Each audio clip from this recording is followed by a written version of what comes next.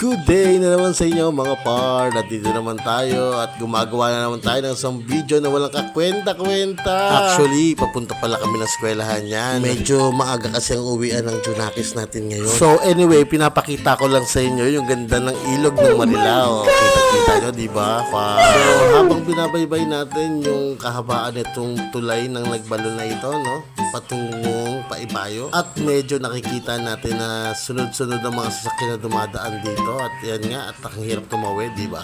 At first time ko to na mag-video rito habang naglalakad sa kalsada rito. Medyo nahihiya pa ako nito. Pero okay lang, aanin mo naman ng iya kung patay na ang kamay. Alala, kailangan may masay lang.